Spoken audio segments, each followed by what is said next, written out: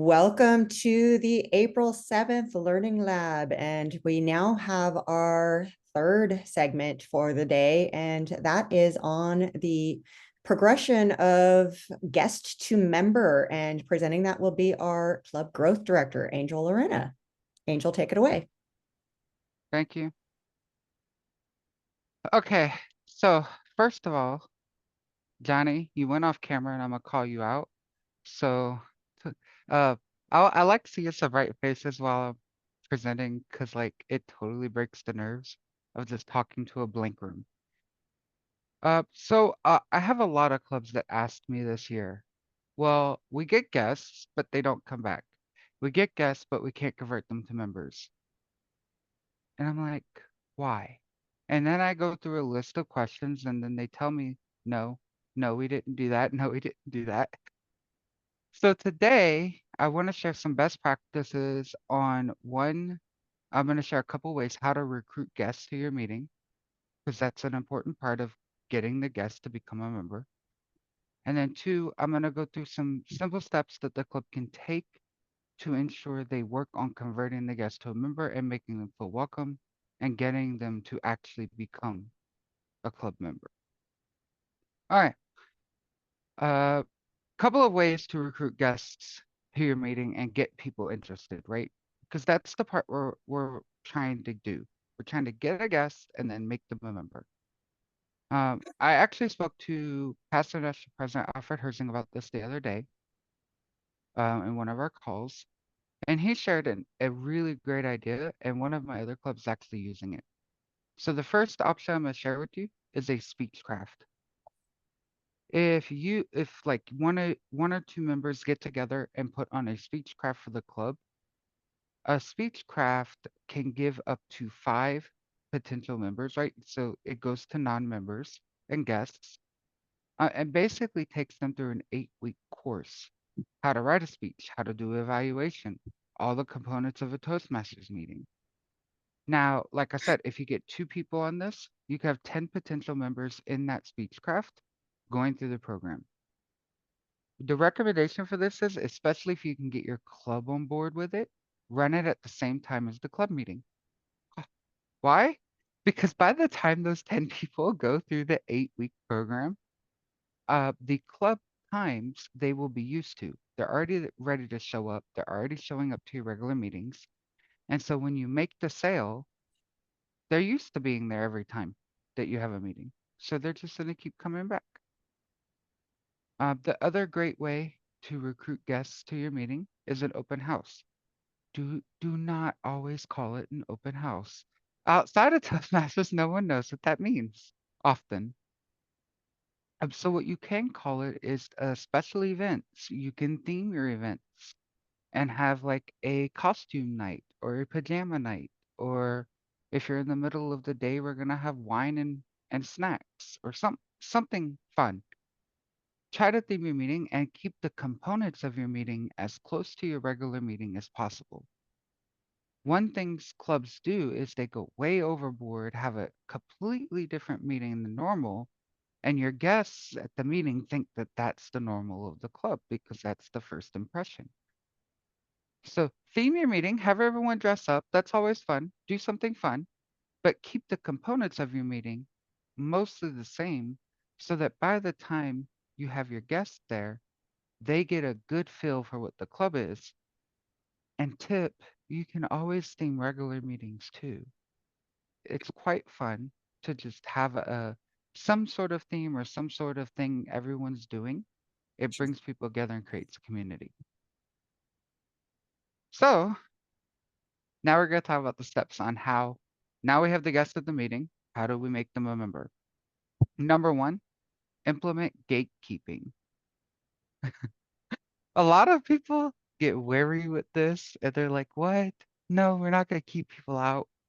But here's the thing: before anyone should ever either enter your meeting in person or attend a meeting online, you should have their name, their number, and their email in a Google sheet or in a Excel sheet or in a guest book. But make sure that you're doing a gate that says if you don't give us this information, you don't get to join our meeting. Why? Because oftentimes, and I know I've done this before, so I'm guilty. We have a guest, we say welcome, we ask them how it went, they say it was very nice, so we totally forget to get their email, their name, or any kind of contact info. So a lot of the time, especially if you're using Free Toast Host, they have forms on there. You can use a Google form. It's really simple. Just make sure you have some sort of form that collects that information. Or, like I said, if you're an in-person, they have guest book on the TI store. Get one or two of those and make sure they're at every meeting. And your VP of membership should primarily manage that book or that sheet so that they could do the outreach. So you're going to start with gatekeeping. You're going to collect their information. What's next? Well, it's very fun because you have to dance a fine line of how much communication is too much and too little. I always go for the overkill, as Heather's witnessed, and Heather normally goes for the softer side. We were just working on building a club, and I'm totally that person who says, put your application on my desk by the end of the day. So I take that standpoint and I'm like, let's get it done. Heather's like, it's okay, just let us know when you're ready to join. We'll be there for you. But here's the fun part. Both of those tactics get people. It's it's trying to decide which one are the person's going to respond to. So your first communication with your guest is going to be, hey, thank you for attending our meeting. It was really nice having you. We'd love to have you at our next meeting. Are you attending? And would you like to possibly participate in our meeting? Now, a lot of clubs are hesitant to let guests do roles in a meeting. But if you give them like one of the roles that your current Toastmasters don't like doing, um, i.e. timer, all counter, grammarian, any of the roles that we go again over, if you give that to a guest, it does a couple of things. It makes them feel like part of the club. They're getting it, they're participating, they're getting in, and you have more of a likely chance of them saying, "Oh, I thought I was already a member." So it's a little bit of psychology here, but if you can get them to actively participate, then that means they're more invested, right? Uh, so after, you getting them into the meetings, don't wait too long. Say, hey, here's an application. We'd love to have you be our member. Please be our member. This is a crucial note. Don't forget the ask. If you are uncomfortable saying become a member or join this club or put your application on my desk, please, please, please find someone in your club. It doesn't have to be an officer who is comfortable like I am with doing that kind of thing and saying, hey, become a member. Let's get you in. That way, recognizing your strength and that other person's strength and the new member's strength, it can help you build up and get them converted quicker rather than, hey, are you interested in joining? Oh, maybe you want to attend our meeting next week. Now say, hey, you just attended. I will see you at our next meeting. Here's our link. Right? Uh, sorry, my brain is looping. So, one other strategy I like to implement is the presumed assumption that they're going to be at the next meeting. So it's quite funny because it's a psychological concept, but when you assume, like when you're writing them the message or you're calling them and you say, hey, I really enjoyed having you and I'll see you at the next meeting. Here's our link. Show up and blah, blah, blah, right? However you want to word it. Um, you're basically saying that you're expecting them to be there. And most people have a harder time turning down stuff when they're already expected to do it. You know, these are insider tips. Remember, we don't want to spill this out to the world, but it's really all about putting in their mind, one, that they're already a member and participating. 2, that they're expected to be there. And 3, making sure that they're having fun. So I think one of the hardest things for clubs to do is to remember that every member does not fit every club. This is a hard truth we all have to live with. I have a lot of people I've met in my life that would not want to participate in some of my more risque clubs or, my tech clubs, things like that, right? So we have to remember that not every member is going to be a cultural or, just a fit for each club, right?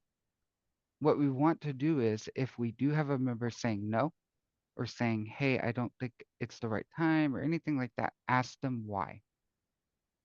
Always try to find out as much information because I'm going to go into my next step on how to convert people to members. If you partner with some of the clubs around you or some clubs that are similar to yours or maybe just a little different, uh, for instance, sorry, totally sidetracked, but for instance, uh, we have I'm part of Dungeons and Toast, a specialty club for Dungeons and Dragons people who like tabletop games. We do a lot of role playing, we do in costume, we do characters in our meetings, but we tend to get a lot of guests that don't necessarily know much about that world. What we do is we normally say, "Hey, we'd love to have you back, but if this is not for you, here's some of the other clubs that we know about that would be a good fit for you."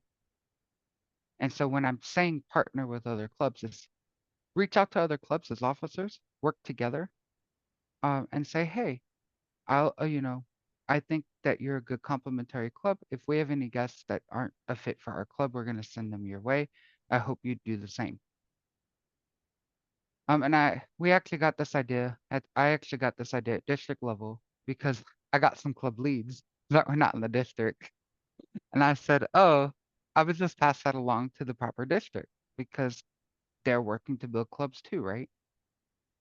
Uh, so creating a community and being stronger together is highly important. Um, yeah. So I think like I'm mapping everything out, but I think whenever you're converting to a member, the most important thing is remember to do follow up. The more connections, the more mes like communication you have with them, the better. Now, I'm not saying if they say I'm busy during the day, call them at 2 p.m. during their workouts. What I'm saying is, don't let it slip through the cracks. A lot of our guests tend to slip through cracks.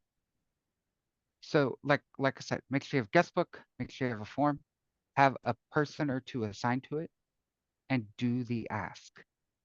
Don't know how important that is like make sure you say become a member. And nine times out of 10, they will become a member. Mm, yes. Okay, my next recommendation for when you're recruiting members and converting them, convert the cost into the simplest terms. And what I mean by this is do not say it's a $20 new member fee. Tell them tell them that the $20 goes for their first course program in the program and that effectively that's what they're paying for, right? The other thing I've noticed that worked well when we were recruiting people, instead of saying $60 every 6 months, I just told them 120 a year. When you bring out the time frame, it makes $120 sound a lot less than $60 every 6 months. And I'll take Richard's question real quick. Yes, Angel, you piqued my curiosity when you mentioned asking them to join. I visited some clubs and actually was a member of a club at one time that they asked you to visit the club 2 or 3 times before you could join. I just wonder your feedback on comments on that about, oh, thanks for coming. We'll look forward to seeing you next week. And on your second or third time you visit, we'll ask you to join. Oh God, I love this question. Thank you for asking. So I'm going to give you two answers. I'm going to give you the club growth director answer, and I'm going to give you the club member, club officer answer. As the club growth director, my recommendation is always that the club has to decide how they're going to operate. Every club's a sovereign unit. They dictate how they operate. They make the rules. They decide what they do in their clubs. However, as a club officer, I completely think you should not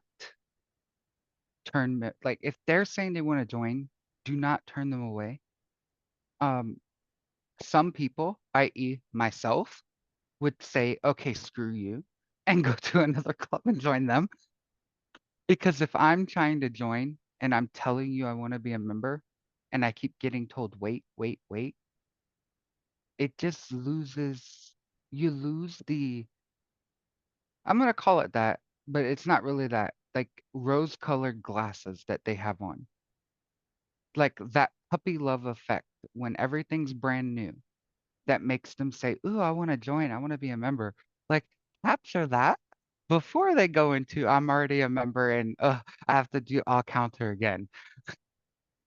So yeah, I personally think clubs should, if a person is saying they want to become a member, take the membership. Now, if the club is saying, well, this person's obnoxious, they're interrupting all the time, they're not doing that. There's other ways to go around that other than saying don't become a member. They could speak to the person and say, hey, we'd love to have you as a member, but we want you to work on these few things with us so that we can make our experience better for you. There's always ways to talk about it and keep people progressing. And then, like I said, at the end of the day, got to remember not everyone's for everybody. So, but normally by that time, if the club is uncomfortable with the member or the member is uncomfortable with the club, you're not going to have them join either way, because everybody can feel it. But I always say don't turn away members. Now, the only time I personally find this acceptable is in the case of a club like 407, Past District Directors Governors Club, where they have specific requirements on memberships. They have like 50 members in their club. So they're not hurting, they're not struggling. They have requirements on their membership. They can say, oh, you need to wait till you become a trio member to become a member. And that's fine because they have a specific value for their club. But general clubs, and clubs that don't have like a specific focus shouldn't, like I said, the only gate should be name and email and phone number. And when will I see your application on my desk? No, wait, yeah. Sorry, that's marketing and sales. Don't wait for the sale. Like if I'm selling my product and I tell someone, okay, you can buy it in 3 weeks. They're gonna go find somewhere else to get it because they want it now. It's an instant gratification culture. Um, okay, I'll stop rambling, because I think that's basically like I said, it's very simple, but a lot of clubs struggle with it. It's just making sure that guest doesn't seep through the cracks, gets followed up with, and that you make the ask. And if you're not comfortable making the ask, find someone who is. You can always tap on your club growth director, me, and I will become a member. I have no problem reaching out to random people now and saying, hey, become a member. I've done it so much. It's just fun. So I'll take questions now, um, because I definitely want to hear what everyone else is struggling with and may want to know effective strategies on how to do things. Angel, one of the clubs that I belong to, it's doesn't has enough members, and one person has been a guest for more than a year.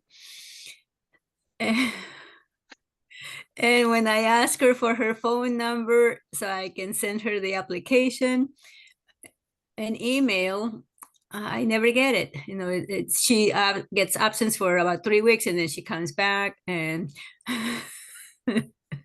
so it's kind of difficult because when we only have few members, I don't want to scare her away, but at the same So time, I I want want her to to become. ask my first question I'll ask you, Rosa, Mhm.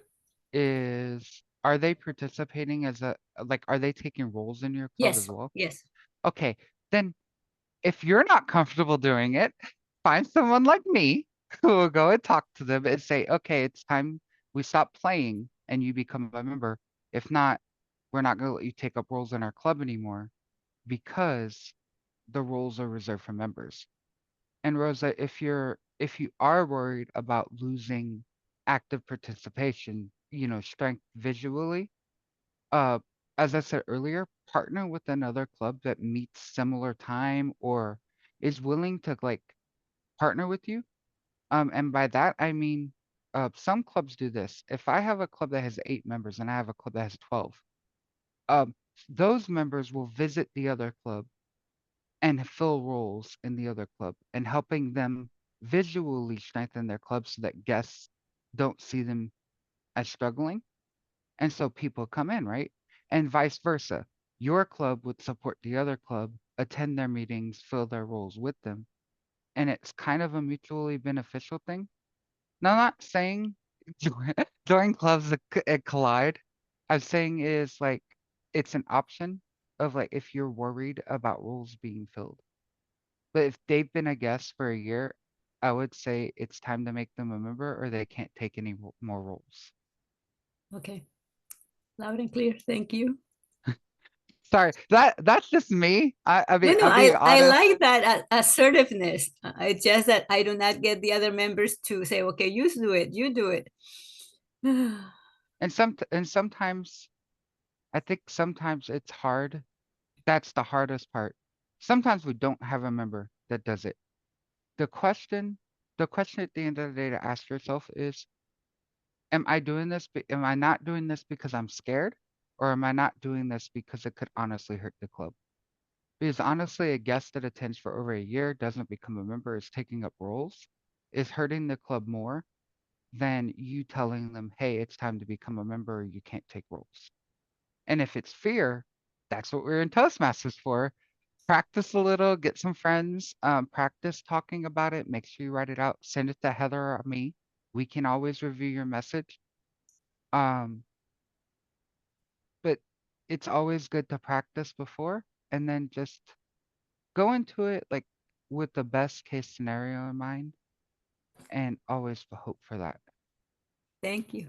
Sorry, that's the best way I can describe. Richard, go ahead. I have a follow-up question and then I have another question. So the follow-up question to Rosa's question, and this is something maybe everybody can chime in. What's your feeling about asking guests, especially non-Toastmaster guests, table topic questions, where sometimes we're not asking our members, not involving them? And then the second question, we just went through dues renewal. I know you're talking about membership, but a big part of that is retention. And typically we lose 30 to 40% of our members. It may be more because the dues increase. So share with us some ideas on how we can retain our members. We don't have to try So always get new members, or not as I many. I love this question because I had a call with someone, and this is on a district level. I had a call with someone the other day that said, "Oh, your payments are going to decrease by 30, 40% in your next cycle." And I got the call the other day saying, "Oh, it didn't happen." Why? What did you do different? Because we've almost hit our paid member goal, right? Um, I think the thing, I'm gonna hit your renewals question first, and then I'll go into table topics. Uh, do not be afraid to be a tax collector.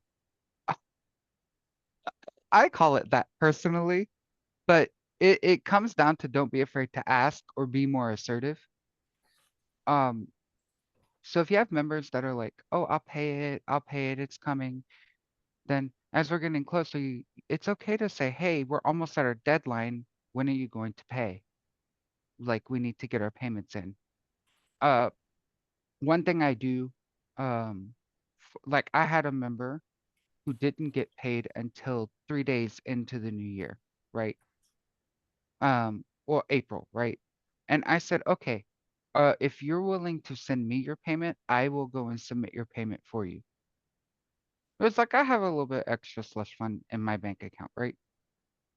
I'm not saying do this all the time. I only did this because they're my friend. I know that they're getting paid and they wouldn't have gotten paid in time. And I know they had other life stuff going on. At the end of the day, start early for especially retention and renewals.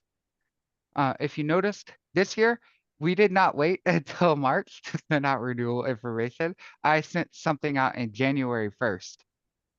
Start early because one thing I've noticed, if you give people more time, some of them will pay early because they have available funds earlier in the year, and some people pay in February because they have more then. So it kind of all depends, but start hitting them early. And Richard, I don't think you have this problem, but like I said, don't be afraid to be a tax collector and ask for your money. Because if you don't ask for your money, you're not going to get it. And I've actually witnessed some members just falling off only because they didn't get asked to renew. They didn't even know it came up. As for table topics, um, of course, the royal me says clubs have sovereignty and they could choose whatever they want to do. Uh, Personal recommendation, as I said earlier, it's always best to get a guest involved in your meeting earlier on so that they feel like part of the club. Yes, we have we have our current members to worry about. Uh, this is why I always recommend about an hour and a half meeting time. You do not have to take an hour and a half, but always agenda it. And the reason for that is if you have a really full and packed meeting, you have extra time to do more table topics. Because your prepared speeches are always going to last about the same amount of time. But if we're a club that's used to 12 members and all of a sudden, because we're doing an event or we had luck and we got 18 to 20 members on, uh, we're gonna want to try to get them, right? Or we're gonna want to try to get the guests as well. So allowing yourself to have wiggle room helps. Um, but at the end of the day, here's my recommendation on doing table topics with guests. Um, Ask the guests ahead of time if they would like to participate. Some will turn you down and say no. That's fine. Some will say yes. Get those who want to do it in because they're more likely to become a member. Second, focus on your members who did not have roles. So like if you have speakers, you have an all counter, people like that, they have a role in the meeting, so they're already if they're not completely active, they're kind of active, right? So get the people who don't have a role in the meeting to do table topics. And then if you have time, move to the people who have lesser speaking roles, like all counter grammarian, people like that. And then if you're crazy like I am and try to hit every member in every meeting, then you hit your speakers at the end because they've had the most speaking time that meeting. I hope that makes sense, but it's kind of like a tiered level approach to where the members who are doing the least activity get touched at least once in your meeting. Johnny, I'll go Johnny first. Oh, I was going to say I have a follow up on how we handle guests with table topics. I think our members know we like to hit the guests with table topics because it does give them a taste, it gets them involved, but we never ask beforehand because sometimes what happens is they're nervous and they say no, then they see table topics going on, and especially if someone is on it and has some fun questions, all of a sudden they want to participate, but they've already said no. So we usually say, explain what impromptu speaking is, what it is, and we're going to go through a few of our members first, and then I will call on some of our guests, and you can let me know then if you want to participate or not. You can say no, and I'm I'll sorry, just move on to the next person. She's right. I totally mixed it up in my mind. You want to hit your non-speaking members, 2 or 3 of them, before asking the guests if they want to participate. She's totally correct because the demonstrations help them feel more confident. Richard, go ahead. Just a comment on the retention also. As a club treasurer, I learned a hard lesson, and life is the best teacher. I sent out notices to all the members, and I remember getting a reply from one of the members who had not been there for a while, and she was offended that nobody had contacted her. Hey, we miss you. Please come back. Out of the blue, she got a request. Oh, we want your money. She did not renew. So, lesson learned. Don't have that be your first contact. Oh, we want your money. We need you. Is have somebody follow up. VP of membership should be following up, but you can also do a buddy system, or maybe several people call, email, something that individual or individuals who are not attending, because it can be offending. I've been in the meeting for several months, 3-4 months, and all of a sudden they're sending me a bill. Well, Never they just want my money. hitting They just want my never money. hit.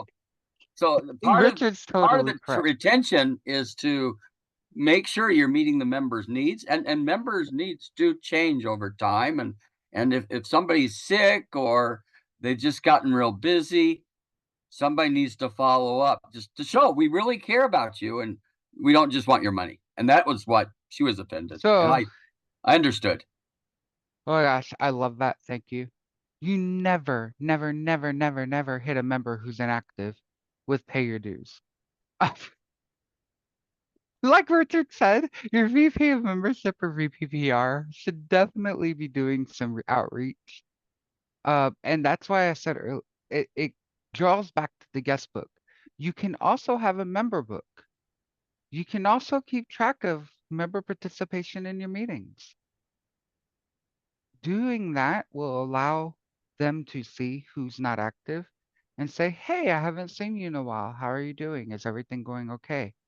Yeah. And I may say it here as ask for the money, but realize that you word the email different than what I'm saying. Never, never go with my direct wording. Always just remind them that, hey, when you're asking for the renewal money, hi, renewals are on our way. Um, we just wanted to bring this to your attention and have you more prepared. If you would like to pay early, we please feel free to. If your club has self-pay enabled, maybe including steps how to do that would be nice. Um, if you don't include information on how they can pay, and just say, hey, we're sending it out early. We want it to be on your radar. We don't want any surprises. Um, that is how I would technically word the email, not just pay me your money. And then Richard is also very correct in there is two sides to retention. Me and Heather actually realized this a lot this year. There is the money side, and then there is the club support and quality side. Making sure that you get member feedback often, not just your general evaluators feedback. Ask your members once or twice, once every month or two, and say, hey, how do you feel our meetings are going? We'd like some feedback. And you don't have to do this in your meeting. You can do it via email. Get the feedback via email. Do a form. Do however you like. But get it and try to implement it in your club. Because sometimes a member may be sitting there going, I wish they would do this, but I'm too afraid to speak up, as we all know, because we're in Toastmasters. So what you're doing there is you're giving them an outlet to share their feedback with you, and then you can use it to better your club for the future. And like you said, the other part is make sure your VPM, VPPR, whoever you have assigned to it, is monitoring who's attending, who's not, and reaching out to people who isn't. My final recommendation on that part, like strengthening the relationships in your club, is you do not have to have a club meeting for people to get together. Plan it like if you have a couple, if you even if you're online, if you have a couple of people who are local to you, plan a lunch. Put up some text channels, some kind of way for everyone to message each other. Um, those are all great ways to help people build the relationships outside of the meetings so that when they come to the meetings, everyone's, I'm probably saying this wrong, Heather, maybe you can help me here, but it creates the sense of like, these are my friends rather than these are people I work with. Richard, go ahead. I love your questions. This No, is no, fun. you stole my thunder with that last one. I was going to say I belong to a club that meets in person, but we've had several potlucks, and it's just you need to change the atmosphere sometimes. So I love the idea of getting together, especially today in today's world with so much Zooming. We've lost a lot of personal touch. So the potlucks, just getting together, having a special meeting in person once in a while. The other thing, in terms of retention, I think most clubs fall down this area. Not all of them, but most do. Is when somebody joins, they need to get on the agenda as soon as possible, be involved as soon as possible, and speaking slot, but also they need to have a mentor. Every new member should have a mentor, and it should be something that every club does, but I think very few do. And I think that would help a lot in our retention. Thank you, Richard. I can't now. I'm gonna answer part of it, and then I'm gonna tell you I can't answer part of it until 3 weeks from now. Okay. Um, you'll know why if you understand. So the first part of it, I would say, is you're absolutely correct. One of my clubs meet online. That does a toast, like I told you. However, I'm going to California for I'm traveling there on the what 17th, Heather, I think it is. And I'm coming for like a whole week and a half, 2 weeks, because we have a conference, we have other things like that, and I want to see people. One thing I did was I said, hey, I'm going here. Would anybody like to meet up and have dinner? So you don't, like Richard said, you don't have to have, you can have a potluck. You can go out to dinner. You can go to the park. You can go to an art museum. Whatever you like. But you don't have to have a meeting to build the connections outside. Um, the other thing I would say to that is, and this comes from personal experience, just to note for other people who may not be aware of it. I'm extroverted as can be, but I'm also autistic, which means my sensory gets overloaded. So even though I love being with people, crowds tend to make me overwhelmed. So like I prefer smaller, intimate settings over big crowded settings. So whenever you're getting new members in, think of possible questionnaires, like intake stuff you could ask them to get to know them ahead of time. I've seen a club do this, and I think it was very well done. But if you have some sort of formal intake process that says, "Hey, what are your pronouns? What do you prefer? Like, are you allergic to any food in case we ever have a food meeting?" Um, Heather, I know you're on that list. Uh, Are you are you okay with larger settings, or do you need more intimate settings? Do you need more support in giving speeches? One thing we did recently in our new club, because I'm so on Richard's side with this, every new member we get, I tell them, okay, I expect your icebreaker next week or the next. Heather's actually seen this. I've told people they're giving an icebreaker. Uh, But one member expressed concern. They said, I don't know if I feel comfortable getting up like just like that. And one thing we offered was we said, okay, if you send us a predetermined selection of questions, you could do your icebreaker interview style. So Heather, me, someone who's more experienced could interview you, and then you give kind of like a longer version of table topics, but introducing themselves to the club, which is the essential icebreaker path. And we told them, okay, but if we do that, it'll go out to 5 to 6 minutes because, the questions being asked, things like that.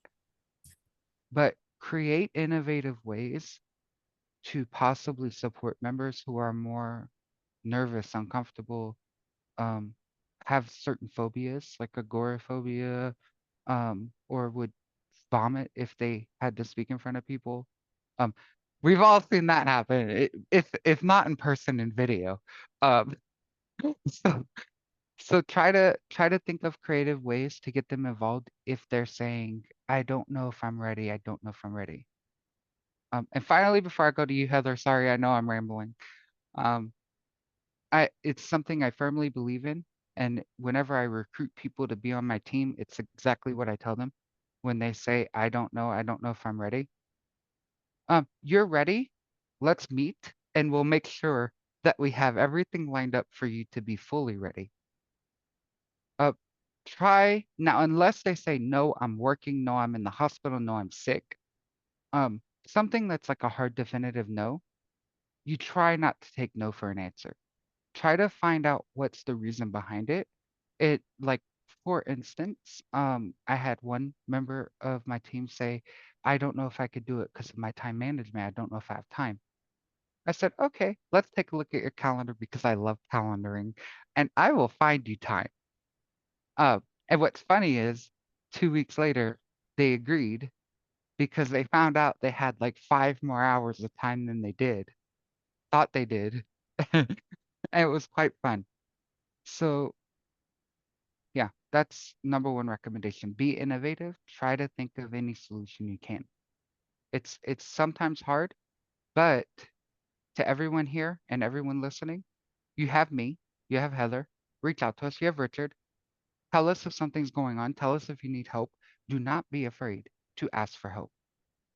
Like Richard said, number one downfall was like not asking people and not following up and not making them feel like part. I think the number one downfall of every single club officer or club member or club or district leader is that they do not ask for help early and often. Heather.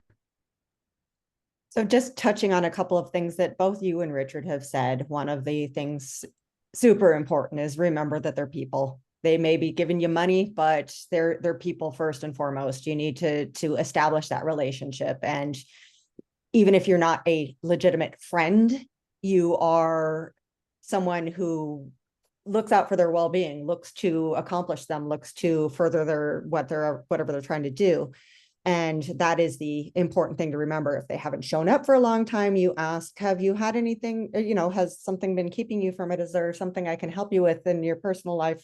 Is it, I care about you as a person. It's not just your paycheck. And as well, what you were saying, Angel, about innovative ways of making sure that you can get people to do things. It's a meet them where they are, whatever their not shortcomings, but whatever they need help moving forward with, whether it be they're scared to do an icebreaker because English isn't their first language and they need a little bit of moral support and doing something innovative like having a question and answer session to get them talking in front of people for an extended period of time. Things like that are things that can help you get those members that are a little more less not motivated, but less sure of moving forward with it. And also always remind people that Toastmasters is a safe space to fail. We have had so many people who go up and start speaking and just completely deer in the headlights. I have professional colleagues that have gone up and done the same thing. They got in front of their coworkers all the time and they were fine. And then they got up in front of a conference and they just deer in the headlights and had to actually be walked off of stage. So this is a good place to practice as a good place to learn that. Always make sure you find out from guests and members what it is they're hoping to accomplish, because if you're not giving them what they need out of the program, then you're not helping them and you're not motivating others to move into it. You want to see people success at the end of the day. These are my buddies. I helped them get there, and so on. So that was just a couple of rambly comments I wanted to add on to both yours and Richard's information you gave there. And always follow up with guests no more than 24 hours after they've met with you. I love you. And now I have three more things to comment on. Uh, number one, which is something you said triggered this, was that if you ever feel that you want, like, uncomfortable speaking at a conference, anything like that, where you need more opportunity to speak to larger crowds, let me and Heather know. We're always looking for people to get up and train people. We're looking for people to keynote things. We're looking for people to go out and talk to a lot of people. So let us know. The district always has opportunities for people to get up and speak in front of people. Just you have to let us know. Um, Second, because this has come up in multiple clubs asking about sponsoring members. And I want to clarify this while I'm being recorded. Clubs are not allowed to sponsor members by the Constitution. Members may sponsor members, but clubs cannot. And I've had that from multiple clubs this year saying, "Hey, we're losing members. Can we sponsor them?"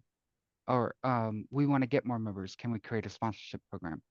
So just remember that if you have a group of members saying we want to sponsor people, that is perfectly acceptable. The minute the club puts the money into it is the problem. And then the final thing, oh crap, my brain went 404. Um, I had a 404 error in my brain. But yeah, you don't want to. I'm trying to recollect it, Heather. It was there. But anyway, yes. Um, try always as we're going out of this because we covered some retention stuff as well in this session. I will say, don't forget to ask them to be a member. Try not to take no for an answer unless they're dying sick or something else is going on really horrific in their life where no is no. Try to help them map out the time. Try to help them find a way where they could do it. Because at the end of the day, something brought them to you, and we want to kindle that and turn it into a fire and keep them around for a long time.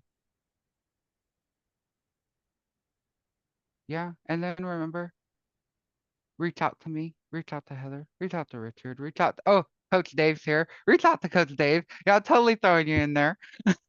Reach out to all of us who have been at this level before or are currently in the level. We can help you if you have questions.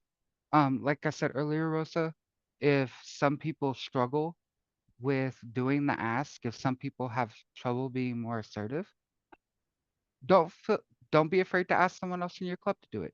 Don't be afraid to come and say, Angel, I am totally afraid to tell this member to stop coming and being a guest for a year. Can you help me do that? And I will say, of course I can. Um, at the end of the day, it's all about supporting each other and working together to create the best dynamics and the best strength for all of us. Angel, we meet on Wednesday night, so you'll be getting a call from me. I would just recommend call me after the end of April. April is my busiest month. For sure. Hopefully, I can work on her before the end of this month. I'll do my best. Just one other comment, and that has to do with what you're talking about in terms of keeping members happy. Sometimes people's lives change. For example, they get a job. Maybe that Monday night is no longer, no, they can't do it anymore. Childcare for anything. There could be a number of reasons. So I would always have a list of clubs that meet nearby, or I mean, virtual anywhere that you can recommend. Hey, we understand that this day or time doesn't work for you. We hate to lose you as a member, but we would love to keep you in Toastmasters. And there are other clubs. We'd love to keep you here, but that's a big part of it is keeping the customer happy. I think we need to, all of us need to do a better job of that. And I go out in the world and I think, my God, where's customer service? I don't think people know what customer service is anymore. So if we can't please you at this meeting or it no longer works here, we don't want to lose you as a Toastmaster. And there are a lot of other clubs out there. Yep. Share the jelly beans. Do not put them all in one bag. And yeah, don't, like I said earlier, Rich is perfect. Like I said earlier, partner with other clubs that you know are similar or that have similar meeting structures that meet on different days and times. Because often they'll have people attending their meetings saying, oh, I don't know if this time fits, but I could do that time. And they'll be like, oh my God, Rosa, we got a new member for you. Here you go. And then same the other way around. It's all about working together, creating mutually beneficial connections amongst each other, and remembering that we're not in this alone and we're all here to support each other. But I'm not going to go too much longer because I could totally ramble about this for another hour, and answer any more questions because it's one of my favorite topics. I will say, feel free to reach out to me. Uh, my simple email is cgd@d100tm.org. However, I will put my email in the chat for you. So if you have any questions or if you ever need support, reach out to me. If you need to meet with me, if you want to get on a Zoom, I can send you my Calendly links. We can plan time to get together. You will get supported. And if I can't answer your question, I guarantee you I know how to reach out to Richard, David, and I'm gonna throw Edie in here too because Edie's been there before. Heather, I can reach out to people who can help you if I can't. So just let me know. Love you all. Have a great day. Back to you, Heather.